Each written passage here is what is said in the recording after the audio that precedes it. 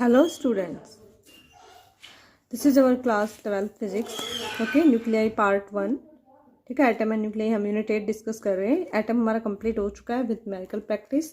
आज हम बात करेंगे अबाउट द न्यूक्लियस. ठीक है, तो you know very well nucleus को 1911 में डिस्कवर किया गया था बाय रदरफोर्ड, और जो प्रैक्टिकल था this is alpha scattering experiment. ठीक है, इस एक्सपेरिमेंट में हम इस एक्सपेरिमेंट को ऑलरेडी डिस्कस कर चुके हैं. हमने गोल्ड फॉइल ली थी, अल्फा पार्टिकल लिया था, उसको स्ट्राइक कराया था. ठीक है, तो मैक्सिमम जो हमारे इलेक्ट्रॉन अल्फा पार्टिकल थे वो स्टेट निकल गए थे, और सेंटर में कुछ पार्ट था जहाँ से वो वापस रिबाउंड हो रहे थे. ठीक है, फिर उसके बाद हमने डिस्टेंस ऑफ क्लोजेस्ट अप्रोच भी फाइंड आउट किया था, इम्पैक्ट पैरामीटर भी फाइंड आउट किया था. So you know about the alpha scattering experiment. I think अगर किसी बच्चे को नहीं भी पता है कि अल्फा स्कैटरिंग एक्सपेरिमेंट क्या है तो आप प्रीवियस वीडियोज देखिए, उसमें आपको पता चल जाएगा. ओके हाँ जी, देखिए तो एटॉमिक न्यूक्लियस आपसे पूछा जाए कब डिस्कवर हुआ था. 1911 में बाय रदरफोर्ड इसने इसको डिस्कवर किया था, रदरफोर्ड जी ने, और अल्फा स्कैटरिंग एक्सपेरिमेंट का यूज करते हुए. ठीक है, so this is central core of the nuclear atom. देखिए इस तरीके से एक एटम होता है, ये एटम का स्ट्रक्चर हो जो सेंट्रल पार्ट होता है, इसी को हम क्या बोलते हैं बच्चे, न्यूक्लियस बोलते हैं. ठीक है, तब तक न्यूट्रॉन की डिस्कवरी नहीं हुई थी, तो यही माना जाता था कि कंप्लीट इसमें सिर्फ प्रोटॉन ही है. ठीक है, तो central core of every atom contain whole positive charge. तो सारा पॉजिटिव चार्ज सेंटर में रहेगा, बाहर सारे नेगेटिव चार्जेस यानी कि इलेक्ट्रॉन रहेंगे. और 99.9% mass of atom is lie in that nucleus. ठीक है, यानी कि जो मास है वो सारा इस न्यूक्लियस के अंदर रहेगा, मैक्सिमम मास. ठीक है, और जो न्यूक्लियस का साइज है बच्चे वो 10⁻⁻15 होता है. सॉरी ये मैंने 5 लिख दिया. 15 मीटर होता है, 10⁻15 मीटर. ठीक है, और एटम का जो साइज होता है 10⁻10 होता है. ओके, इसका मतलब न्यूक्लियस का साइज काफ़ी छोटा होता है. So most space around the nucleus is empty. और आप देख भी सकते हो जो ये न्यूक्लियस है इसके बाहर जो स्पेस है मैक्सिमम क्या है बेटा, एम्प्टी, खाली पड़ा है. तो बेसिकली हम इस चैप्टर में क्या पढ़ने वाले हैं, इस चैप्टर में हम पढ़ेंगे about the constituents of nucleus, nucleus के कॉन्स्टिट्यूएंट्स के बारे में कि न्यूक्लियस किस चीज़ का बना हुआ है और वो कैसे उसके जो कॉन्स्टिट्यूएंट्स हैं मतलब कि प्रोटॉन इकट्ठे रहते हैं. ओके, और हम न्यूक्लियस के साइज के बारे में पढ़ेंगे, उसका मास, उसकी density, about the stability of the nucleus, nucleus stable कैसे है. ठीक है, और हम ये भी पढ़ेंगे कि न्यूक्लियर कुछ फिनोमिना है हमारे, रेडियो एक्टिविटी, न्यूक्लियर फ्यूजन. हालांकि यू नो कि रेडियो एक्टिविटी जो पार्ट है अब डिलीट कर दिया है इस सेशन के लिए बोर्ड में, तो हम उसको नहीं करेंगे, बट बाकी जो भी इंपॉर्टेंट टॉपिक्स है बट मैं आपको समझाऊंगी जरूर सारा एक बार. चलिए सबसे पहले हम बात करते हैं बच्चे अबाउट द एटॉमिक मास. ठीक है, एटॉमिक मास के बारे में बात करेंगे. सो यू नो कि न्यूक्लियर फिनोमेना को हम कंसेप्ट करके चल रहे हैं, तो एटॉमिक मास किसी भी एलिमेंट का जो होता है, ठीक है, उसको हम मेजर करते हैं मास स्पेक्ट्रोमीटर से. तो 2 मास स्पेक्ट्रोमीटर हमारे पास है. ठीक है, जो ज़्यादातर हम यूज करते तो एस्टोन, और एक हम यूज करते हैं दिस इज बेन ब्रिज. ठीक है, बेन ब्रिज, ये 2 स्पेक्ट्रोमीटर हम यूज करते हैं. और जैसे कि सिंपल जो मास होता है उसकी यूनिट होती है किलोग्राम, बट जो एटम्स का मास होगा या न्यूक्लियर का मास होगा उसको हम किलोग्राम वगैरह में मेजर नहीं करेंगे बेटा, उसकी एक स्पेशल यूनिट होती है उसको मेजर करने के लिए, वो होती है AMU. This the atomic mass unit. ठीक है, एटम को मेजर करने का या फिर न्यूक्लियस का मास मेजर करने की यूनिट है ये, this is called AMU, atomic mass unit. Okay, इसकी डेफिनेशन क्या होगा, it is defined as 1/12 of the mass of an atom of C612. ठीक है, ये एटॉमिक नंबर है कार्बन का, और ये उसका मास नंबर है, ये इसका आइसोटॉप लिया हुआ है इन्होंने. ठीक है, सो देखिए बच्चे क्या कह रहा है ये कि जो किसी भी एटम का मास है उसको ऐसे कंसिडर करा हुआ है कि कार्बन एटम का 1/12. ठीक है, तो एटॉमिक मास यूनिट कैसे बनाई गई, कैसे निकाली गई थी, तो 1 AMU किसके इक्वल होता है, 1/12 of the mass of the 1 atom of carbon 12. ठीक है, इसका एक एटम लेना और उसका 1/12 पार्ट करने से, कि आप इसको ऐसे समझिए जैसे कोई तरबूज है, कोई वाटरमेलन है, उसके 12 पार्ट कंसिडर, 12 पार्ट्स में उसको काट दिया, और उसका जो एक पार्ट होगा, उसका जो एक हिस्सा होगा उस तरबूज का, उस एक हिस्से को हम क्या बोलेंगे, 1/12 ऑफ द होल वाटरमेलन. ठीक है। तो इस तरीके से इन्होंने इसको फाइंड आउट किया था, क्योंकि कोई भी चीज़ स्टैंडर्ड जब हम निकालेंगे बेटा तो किसी ना किसी तरह से उसको कंपेयर करना पड़ेगा। अब जब इसको हम सोल्व करेंगे तो ये हो जाएगा आपके पास, और मास of the one atom carbon 12 आपको अच्छे से निकालना आता है, ठीक है।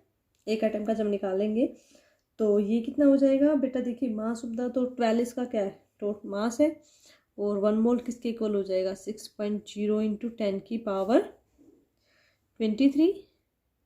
ओके, और after solving this we are getting, ये कैंसिल आउट हो जाएगा 12 से 12, एंड दिस इज 1.6 इंटू 10 की पावर -27, ठीक है, ग्राम।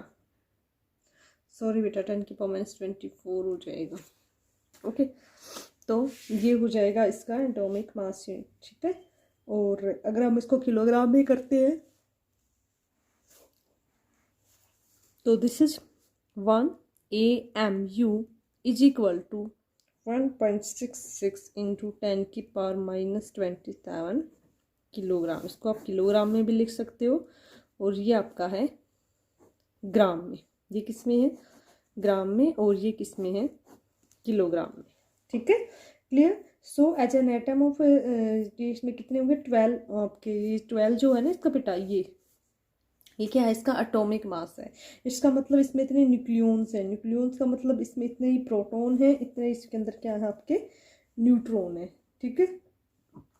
ओके, तो जो ये AMU है बेटा, इसको ना AMU को, इसको हम U से रिप्रेजेंट करते हैं। तो AMU का सिंबल क्या है, U। AMU का सिंबल क्या है बेटा, U, ठीक है। तो जैसे मैंने बोला कि 10U, तो इसको 10U का मतलब है कि 10 atomic mass unit, 10 atomic mass unit, ठीक है।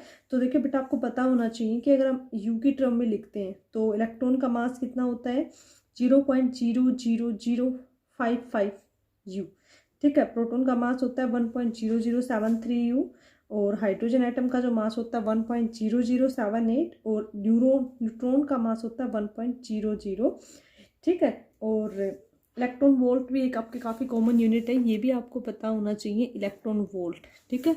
हम ऑलरेडी भी हालांकि इसके बारे में जानते हैं कि ये किसकी यूनिट होती है, यूनिट ऑफ एनर्जी। सारे बच्चों को ऑलरेडी पता है इसके बारे में, हम पिछले टॉपिक्स में काफ़ी डिस्कस करें हैं, पिछले पार्ट में चैप्टर में इसके बारे में। तो this is the unit of energy, ठीक है। अब इलेक्ट्रॉन वोल्ट होता किसके इक्वल है, तो देखिए बेटा 1 electron volt is the energy gain by the electron, ठीक है। अगर हम इसको डिफाइन करें कि 1 इलेक्ट्रॉन वोल्ट क्या होता है, इट इज द एनर्जी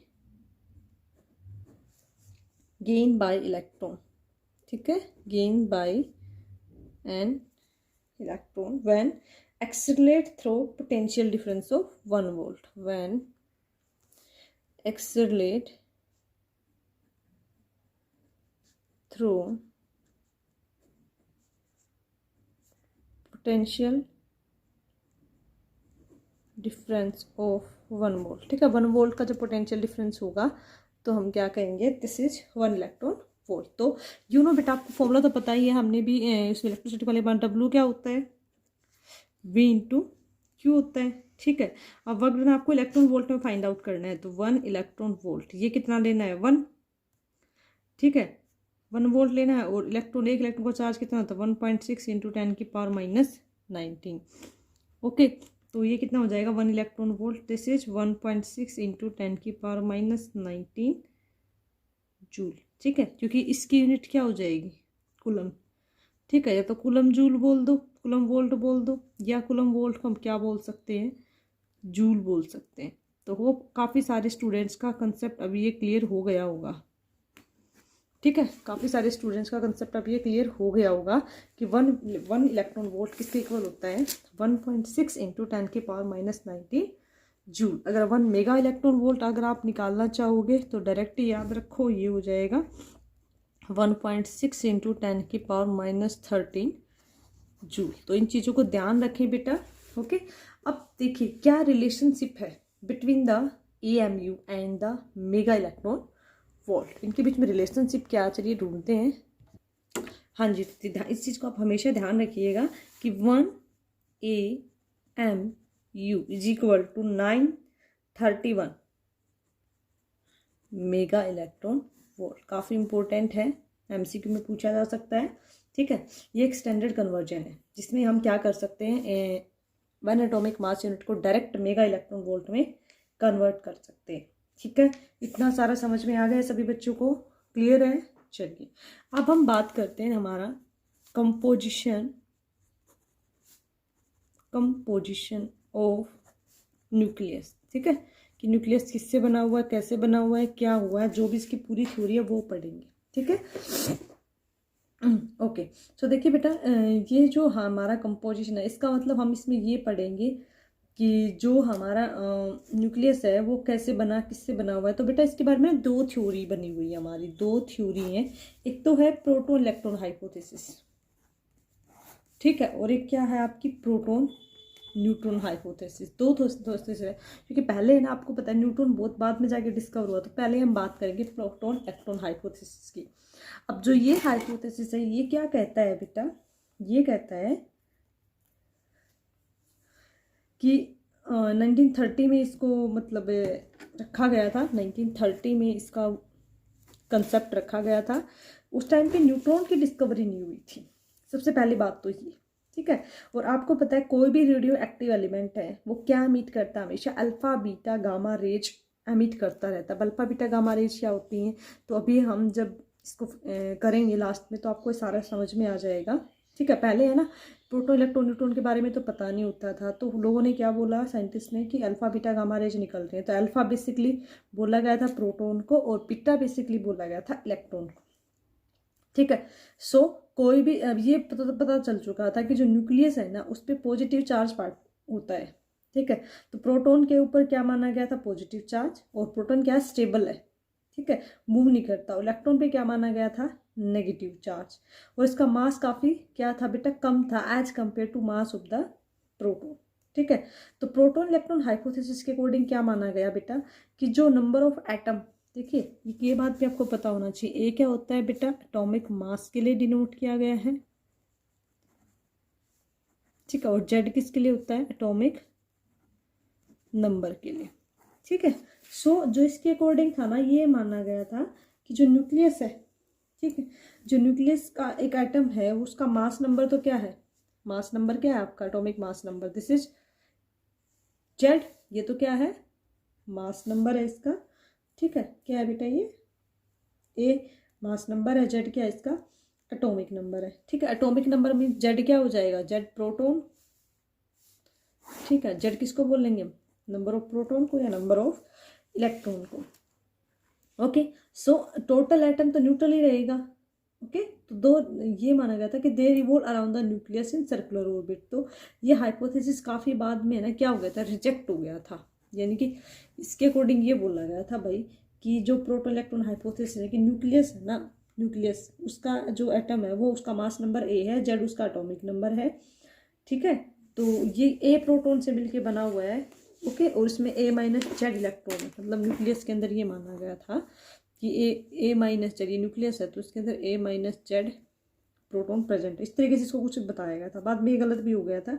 ठीक है, तो इसमें जेड मोर इलेक्ट्रॉन होने चाहिए, ऐसा कुछ बोला। इसकी जो लिमिटेशन है ना बेटा वो पूछी जाती है कि इसकी क्या प्रॉब्लम थी, क्या इसकी लिमिटेशन थी, इसको क्यों रिजेक्ट किया गया। ठीक है, तो सबसे पहला इसका रीजन था बेटा कि डी ब्रोगली हाइपोथेसिस और जो हेजनबर्ग अनसर्टेनिटी प्रिंसिपल आए। ठीक है, इन्होंने क्या बताया कि इफ कि कोई भी इलेक्ट्रॉन है ना न्यूक्लियस के अंदर एडजस्ट नहीं कर सकता। ठीक है, कि इलेक्ट्रॉन, सबसे पहला कहता है electron can not live in nucleus, कि कोई भी इलेक्ट्रॉन न्यूक्लियस के अंदर नहीं रह सकता। ठीक है, क्यों, क्योंकि ये जो इलेक्ट्रॉन की एनर्जी है, अगर इलेक्ट्रॉन को उसके अंदर रहना है, इलेक्ट्रॉन का उसके अंदर रहना है, तो अब देखिए जो इलेक्ट्रॉन की एनर्जी होती है ना बेटा वो 2 से लेके 3 मेगा इलेक्ट्रॉन वोल्ट होती है। ठीक है, और न्यूक्लियस में रहने के लिए कितनी एनर्जी चाहिए, minimum 2200 mega electron volt. Okay, समझ में आ रही है आपको बात, क्या है कि ये अगर ये बोल रहा है कि इलेक्ट्रॉन उसके अंदर रहता है, न्यूक्लियस के अंदर, ठीक है, बट रह ही नहीं सकता क्योंकि इलेक्ट्रॉन की जो एनर्जी है ना 2 से 3 मेगा इलेक्ट्रॉन वोल्ट है। लेकिन अगर आपको न्यूक्लियस के अंदर रहना है तो आपको इतनी एनर्जी तो चाहिए। तो फर्स्ट इसका ये फॉल्ट हो गया। सेकंड क्या कह रहा था कि जो ऑब्जर्व वैल्यू थी न्यूक्लियर स्पिन की, न्यूक्लियस आपको पता है न्यूक्लियस अपने उस पर एक्सिस पे मूव करता है, ठीक है, तो जो ऑब्जर्व वैल्यू थी न्यूक्लियर स्पिन की या एंगुलर मोमेंटम ऑफ न्यूक्लियाई की, वो क्या थी, rule out the possibility of existence of electron inside the nucleus. ठीक है, मतलब क्या हो रहा है, मतलब मैं आपको ये बताने की कोशिश कर रही हूँ कि जो न्यूक्लियर मोमेंटम था, न्यूक्लियस का जो एंगुलर मोमेंटम था, ठीक है, उसके अकॉर्डिंग वहाँ पे इलेक्ट्रॉन एग्जिस्ट नहीं कर सकता था। Second, due to nuclear angular momentum, ठीक है, electron can't exist, electron exist नहीं कर सकता था वहाँ पे, ठीक है, क्योंकि जो मूवमेंट है इनका अलग अलग है, इलेक्ट्रॉन का मूवमेंट अलग है और न्यूक्लियस का मूवमेंट अलग है, जो घूमने की उनकी खुद की कैपेसिटी है। ओके, और एक्सपेरिमेंटली ये पाया गया कि जो मैग्नेटिक मूवमेंट है न्यूक्लियस का वो काफ़ी स्मॉल है as compare to magnet movement of electron. ठीक है, जो मैग्नेट मूवमेंट है, मैग्नेट मूवमेंट ऑफ न्यूक्लियस, ठीक है, वो क्या है, काफ़ी स्मॉल है as compare to magnet movement of electron. ठीक है, दोनों का मैग्नेट मूवमेंट इक्वल नहीं है तो मूवमेंट भी इक्वली नहीं कर सकते ये। ओके, सो इलेक्ट्रॉन इसके अंदर नहीं रह सकता। एंड द लास्ट क्या पता चला था बेटा, लास्ट ये था कि जो कुछ इलेक्ट्रॉन बोल रहे हैं ना, ये कह रहा है कि कुछ इलेक्ट्रॉन तो बाहर है और कुछ इलेक्ट्रॉन अंदर है। If some few electron are inside the nucleus, तो कुछ बाहर घूम रहे हैं, तो एक ही बंदा दो रोल कैसे प्ले कर सकता है। ठीक है, यानी कि इसने क्या बोला था कि कुछ इलेक्ट्रॉन तो है ना इसके अंदर है, कुछ इलेक्ट्रॉन बाहर घूम रहे हैं। ठीक है, तो एक इलेक्ट्रॉन दो रोल कैसे प्ले कर सकता है, मतलब वो न्यूक्लियस के इनसाइड भी है और न्यूक्लियस के आउटसाइड भी है। तो आप दो को कैसे स्टडी करेंगे, इसका ड्यूअल बिहेवियर होगा, इसका मतलब इलेक्ट्रॉन का, और इलेक्ट्रॉन का ड्यूअल बिहेवियर को स्टडी करना काफ़ी, उसको विजुअलाइज करना काफ़ी मुश्किल हो रहा था। ठीक है, इतना समझ में आ गया। उसके बाद आपका आता है डिस्कवरी ऑफ न्यूट्रॉन। ठीक है, फिर क्या हुआ, न्यूट्रॉन की डिस्कवरी हुई इस हाइपोथेसिस के बाद। किसने करी, जेम्स चैडविक ने करी बेटा। ठीक है, कब करी, 1932 में। ठीक है, 1932 में क्या हुआ, न्यूट्रॉन की डिस्कवरी हुई। उसके बाद काफ़ी प्रॉब्लम सोल्व हो गई। चैडविक ने क्या करा, एक बेरिलियम लिया, बेरिलियम के ऊपर क्या करा बेटा, अल्फा पार्टिकल की बॉम्बार्डिंग करा दी, यानी कि अल्फा पार्टिकल को किस पे बॉम्बार्डिंग करा दिया, एक बेरिलियम एटम के ऊपर बॉम्बार्डिंग कराया। और जब उसने बॉम्बार्डिंग कराई, मतलब इनकी रिएक्शंस कराई आपस में, तो उसने देखा कि due to conservation of energy and momentum तो कॉन्स्टेंट, कुछ न्यूट्रल रेडिएशंस बाहर निकल रही हैं। ठीक है, फोटोन तो वो थी नहीं जब इसने इसको एक्सप्लेन किया, तो इसने इसको क्या किया, इन्होंने बोला कि these are the neutral particle. इसने से देखा कि यहाँ से कुछ न्यूट्रल पार्टिकल बाहर निकल रहे हैं, जिनको इसने बोला न्यूट्रल पार्टिकल, और जिनको बोला गया न्यूट्रॉन। ठीक है, और जब इनको मेजर करा गया तो मास ऑफ न्यूट्रॉन, जो न्यूट्रॉन का मास था वो किसके इक्वल मिला, मास ऑफ प्रोटॉन। लेकिन यहाँ पे कोई चार्ज नहीं मिला। ठीक है, इस पर कोई चार्ज नहीं मिला। सो कोई भी फ्री प्रोटॉन जब स्टेबल है तो फ्री न्यूट्रॉन क्या रहेगा, अनस्टेबल। देखिए प्रोटॉन तो क्या है, स्टेबल है, प्रोटॉन क्या है, स्टेबल है, बट जो न्यूट्रॉन है ना बेटा वो अनस्टेबल है। क्या है, अनस्टेबल, टिक के नहीं बैठ सकता, मतलब एक जगह पे। ठीक है, और जो इसकी मीन लाइफ है ना वो 1000 सेकेंड है। ओके, सो चैडविक को इसके लिए अवार्ड भी मिला था 1935 में, नोबेल प्राइज मिला था इसकी न्यूट्रॉन की डिस्कवरी के लिए। तो उसके बाद हमारा आया प्रोटॉन न्यूट्रॉन हाइपोथेसिस। ये वही हाइपोथेसिस है जो आप फिलहाल आज पढ़ रहे हैं, और ये हाइपोथेसिस क्या कहता है कि this is atom, this is nucleus, और ये कहता है कि न्यूक्लियस के अंदर कौन रहेगा, प्रोटॉन प्लस न्यूट्रॉन। आपको यही तो पढ़ाते हैं हम, यही सब तो हो रहा है केमिस्ट्री में, आपने ये क्या, और इलेक्ट्रॉन क्या है इसके बाहर रिवॉल्व कर रहे हैं, ये कह रहा है ये हाइपोथेसिस। ठीक है, तो इस हाइपोथेसिस ने क्या बोला कि मास नंबर ए है, जेड एटॉमिक नंबर है। ठीक है, सो देखिए जेड आपका क्या हो जाएगा, एटॉमिक नंबर हो जाएगा। ओके, जेड एटॉमिक नंबर, तो इट मीन जेड आपके क्या हो जाएंगे, प्रोटॉन। ठीक है, और ए क्या आपका मास नंबर हो जाएगा। तो न्यूट्रॉन की अगर आपको वैल्यू निकालनी है तो न्यूट्रॉन क्या हो जाएगा, ए माइनस जेड। ठीक है, यानी कि इतने न्यूट्रॉन उसके अंदर आपको मिल जाएंगे। तो ये जो हाइपोथेलियल अकाउंट था काफ़ी ज़्यादा मतलब फेमस हुआ, और इसके अकॉर्डिंग हमारा जो न्यूक्लियर पूरा ओवरऑल एटम था वो न्यूट्रल भी हो गया। ठीक है, तो ये काफ़ी इंपॉर्टेंट रहा। तो मास ऑफ प्रोटॉन आपको पता है कितना होता है, 1.6 10⁻⁻27। तो मास ऑफ न्यूट्रॉन भी इतना ही आया, अप्रॉक्सीमेट 1.6 × 10⁻⁻27 किलोग्राम। ठीक है, तो प्रोटॉन न्यूट्रॉन इनको क्या था, डिफरेंट स्टेट्स थी और ये सेम पार्टिकल थे। ठीक है, तो एक नाम दिया गया दोनों को कि प्रोटॉन प्लस न्यूट्रॉन, इन दोनों को इकट्ठा क्या बोल दिया गया, न्यूक्लियॉन्स बोला गया। क्योंकि दोनों रहते हैं ना इसके अंदर, तो इनको इकट्ठा कॉमनली ही बोल दिया गया न्यूक्लियॉन। क्योंकि एटम पूरा ओवरऑल क्या है, इलेक्ट्रिकली न्यूट्रल है। न्यूट्रल है इसका मतलब proton is equal two electron. ठीक है, दोनों क्या रहेंगे, इक्वल रहेंगे। तो एटॉमिक नंबर क्या हो जाएगा, atomic number is our the number of proton present inside the nucleus. किसी न्यूक्लियस के अंदर कितने प्रोटॉन हैं या कितने इलेक्ट्रॉन है, वो क्या हो जाएगा उसका एटॉमिक नंबर। ठीक है, और मास नंबर क्या होगा, टोटल मास नंबर क्या होगा, A is equal to proton plus neutron. ठीक है, जब हम इन दोनों को सम करेंगे यानी कि proton plus neutron, it means हम क्या कह सकते हैं, जब इन दोनों को सम करेंगे this is our mass number. ठीक है, सो नंबर ऑफ प्रोटॉन को हम कैसे रिप्रेजेंट करेंगे, जेड। जेड हमारा क्या हो जाएगा, Z is number of proton. ठीक है, और you can say number of electron. ठीक है, जेड क्या हो जाएगा, number of proton plus you can say number of electron. ठीक है, और न्यूक्लियॉन्स को क्या बोलेंगे, A. This is number of nucleons. ये छोटी छोटी टर्म्स आपको ध्यान रखनी है बच्चे अब। ठीक है, और न्यूट्रॉन नंबर ऑफ, अगर आपको न्यूट्रॉन फाइंड आउट करने हैं तो क्या हो जाएंगे, ए माइनस जेड। ठीक है, और न्यूक्लियाइड, एक आपको एक वर्ड और मिलेगा, न्यूक्लियाइड। ठीक है, सो न्यूक्लियाइड क्या होता है बेटा, nuclide is a specific nucleus of an atom which is characterized by its atomic number Z and mass number A. ठीक है, न्यूक्लियाइड को हम ऐसे रिप्रेजेंट करते हैं, मान लीजिए ये कोई एलिमेंट है। ठीक है, this is the atomic number and this is the mass number. Suppose कीजिए मैं हीलियम की बात करती हूँ, तो 2He4, तो 4 क्या है इसका मास नंबर ए, और ये 2 क्या है इसका एटॉमिक नंबर, और ये क्या है XX एलिमेंट है इसका। ठीक है बेटा, समझ में आ गया आपको। ओके, तो इस तरीके से आप इन चीज़ों को समझते हुए करेंगे। ठीक है, और नेक्स्ट पार्ट में हम और भी कुछ इंपॉर्टेंट बातें डिस्कस करेंगे अबाउट, जैसे न्यूक्लियस का साइज क्या था, न्यूक्लियर डेंसिटी क्या है, आइसोटॉप्स क्या है। तो काफ़ी छोटे छोटे इसकी इंपॉर्टेंट टर्म्स हैं जो हम नेक्स्ट पार्ट में डिस्कस करेंगे। So thank you so much बच्चे, have a nice day, take care.